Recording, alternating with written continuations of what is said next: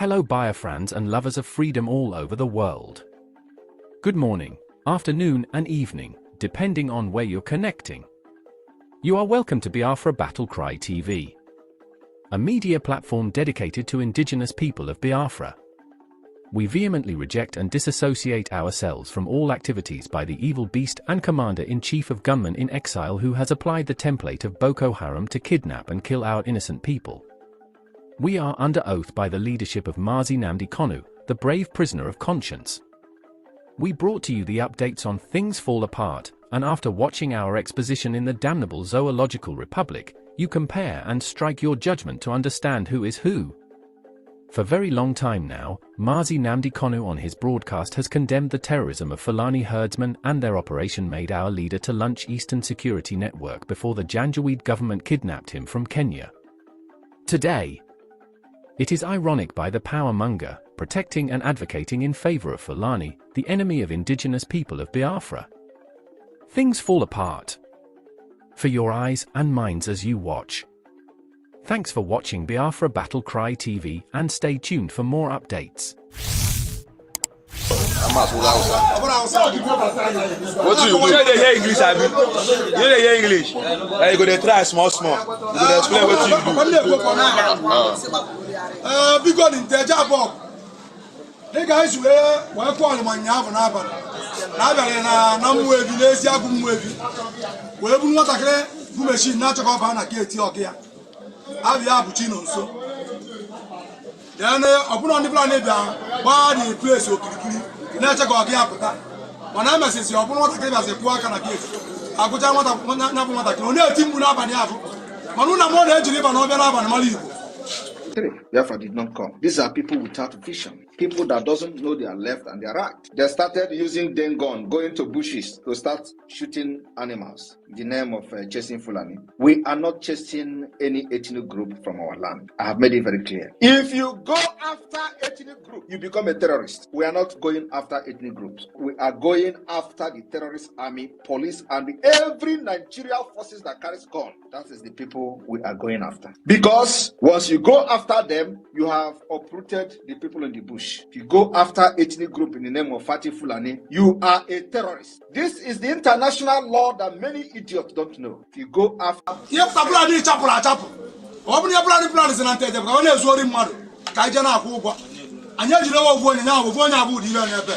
say you people kidnapped our brother yesterday. No. You know. By the time you. Hey, if people talk say not to supply fine, I don't say our car sometimes the damage people. I say our problem be our brother when we kidnap yesterday. Ndewonu ụmụnne m ndị Igbo ndị ọma njem ọnụ ekelekwa m unu ebe nsi ewetara unu ozi a bụ n'ụlọ ozi ndị sim.si ha asịrị FM aka ma bụkwa nwanne gị nwoke 042 Solex onye akụkọ ụwa. Ihe onyonyo a ị na-ahụ n'iru ebe a bụ ozi nke anyị si na steeti Anambra wee nweta n'obodo Nteje.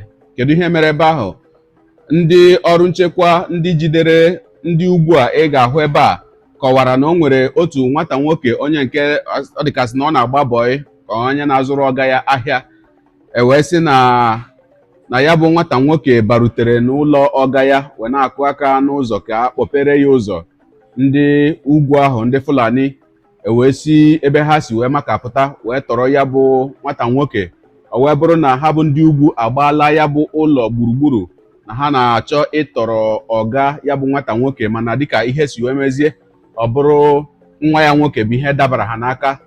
Wee sị na mgbe a tọrọ ya bụ nwata nwoke n'abalị ahụ o tiwe mkpu, mana ndị ọrụ nchekwa obodo ha na ụmụ ikorobịa niile ndị gbakọtara si na ha agaghị eji abalị wee banye na ya bụ ime ọhịa. Ha sị ka ha chere ka chi fo, wee ruzie mgbe chi foro ha banyezie ime ọhịa wee hụ ọtụtụ ihe na ya bụ ime ọhịa nke dị egwu nke unu ga-anụkwa na ya bụ ihe onyonyo. Mana nke kasị nke n'ime ha bụ na ha jidere ha bụ ndị ugwu ndị Fulani ole na ole, ọ dịka mmadụ abụọ ka ha jidere dịka anyị si wee hụ na ihe onyonyo a.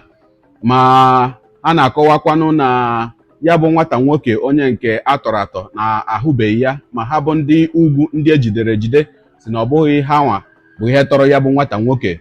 Ogologo kwa dị mmanụ ka mgbede, ya mere ọ ga-aka maka iburu oche gị kpudobe nso ma nọrọ ala ka anyị anya na ya bụ ihe onyonyo ma nụrụ n'olu ha bụ ndị ugwu dịka a gbara ha ajụjụ ọnụ n'obodo Nteje nke dị n'ime steeti Anambra. Ya mere asịla na Solex si kama lere onyonyo ya. What do you do? You dey hear English, abi? You dey hear English? You go dey try small. You go dey explain what you do. Big God in Nteje above. The guys were calling my nyavu n'abalị. N'abalị na MAIYEGUN'S n'ezi agụ mmụevi. Wee buru nwatakịrị bụ machine na-achọkọ ọba na gate ọkụ ya. Abịa abụchi nọ nso. Then ọbụna ndị plan bịa gbaa the place okirikiri na-eche ka ọkụ ya pụta. Mana emesịsị ọbụna nwatakịrị bịasị kwụọ aka na gate. Agụcha nyabụ nwatakịrị ọ na-eti mkpu n'abalị ahụ. Mana ụna m ọ na-ejiri ịba n'ọbịa n'abalị mara Igbo. Anyị wee sịkwa anyị nwekwe n'Igbo ka ọ dị ụtụtụ ka anyị chọrọ ya jebe. Anyị abazia na agụ mmụevi ma ọgbọ mmụevi. O wee bụ na bido na ọgbọ mmụevi ma agụ mmụevi niile.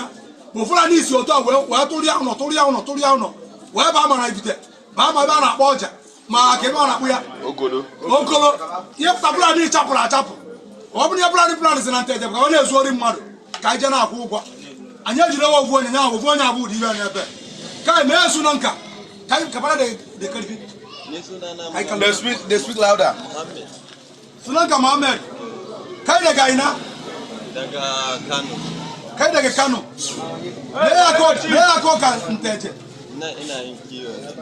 Kana yin kiwo? Ku ruga ya guda nawa ne kike daji? To ban san iyakan su ba gaskiya.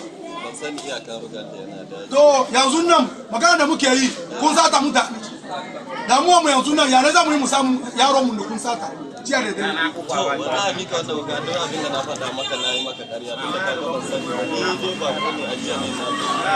Inda a ce kamar na da ne da ka ga na san wurare da dama amma wanda ya zo ke ko ya ce ya san ni ka ga ya yi ma ƙarya. Ba wani wuri da na san. Talk louder. Ba wani. Big God ụmụ Nteje. Ọ bụrụ sọ mmụevi ka ọ na-elu. Anyị abawa ọbịa. Wee bụ na ibe a na-ekwu ibe abụrụ sọ mmụevi.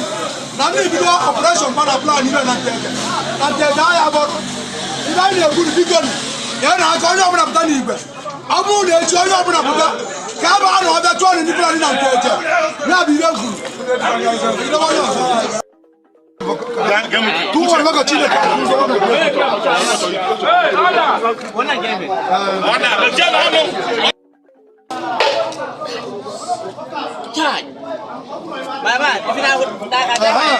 In a young English, I say you people kidnapped our brother yesterday night. No. You know. By the time I kill you. Hey. If people talk say now to qualify, I know say our car sometimes they damage people. If you are down, I say our problem be our brother why we not kidnap yesterday. Not be you. No. For that side we get you. No. For airport road, I just where your cow? My cow there for airport road. This morning I think we will pursue you with cow. With cow? We will pursue you. My cow there for airport road. See your leg. For a cow now. For my cow there for airport road. I live out of road.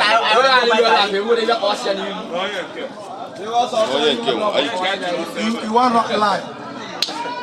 They lie to us. When they pursue you, they see you, they run with cow. I don't hear them. You hear them say when they pursue you. I don't hear them. Yeah. And my person don't come in the time and say, who be that way call you? My brother. Where's the number? Where your phone? Call him. Ọkwa ikirichala ya bụ ihe onyonyo. Gị onye ụwa onye na-egere akụkọ ụwa m ịmara n'etu anyị si eme ya ọ ga-abụ nnọọ ihe magburu onwe ya ma ọ bụrụ na ị ga-edere ebumnuche gị otu isi ahụ ya bụ ihe nke ikiriri ugbu a na ngalaba okwu ka anyị mara uche gị n'ihi na uche onye adịghị ya njọ. Daalụkwa gị onye so eburu anyị sonye ekelekwa gị onye asị gị jide ka iji onye asị ya jide ka o ji ịmara na nke o ji kacha mma. Ekpere m bụ na Chineke nna ga na-anọnyere gị ọpụ gị na mbata gị na-etinyere gị aka n'ezi ihe niile nke na-eme gị. Taa bụkwanụ mbụ ị na-ahụ ihe onyonyo anyị asị gị nnọọ onye gị na ya ka nọkwa bụ 042 Solex onye akụkọ ụwa nyere akwụkwọ efere mba ụwa. Ya mere ọ bụrụ na ka m mere dị gị mma n'obi nwanne biko ọ bụ na Facebook ọ na Instagram ka na ahụhụ onyonyo pịara m follow, ọ bụ na YouTube ka na-ekiri ya bụ ihe onyonyo pịara m subscribe ya na mgbịrịgba anya n'akụkụ ka ime ike na-enweta ihe onyonyo ndị ọzọ nga na-ewetara gị n'ọdịnihu.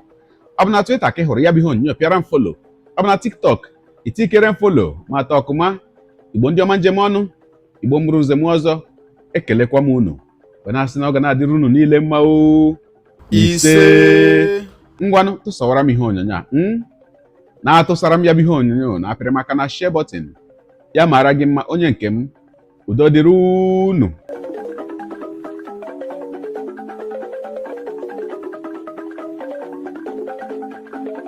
Biafra did not come. These are people without vision, people that doesn't know their left and their right. They started using den gun, going to bushes to start shooting animals in the name of chasing Fulani. We are not chasing any ethnic group from our land. I have made it very clear. If you go after ethnic group, you become a terrorist. We are not going after ethnic groups. We are going after the terrorist army, police, and every Nigerian forces that carries gun. That is the people we are going after. Because once you go after them, you have uprooted the people in the bush. If you go after ethnic group in the name of fighting Fulani, you are a terrorist. This is the international law that many idiots don't know.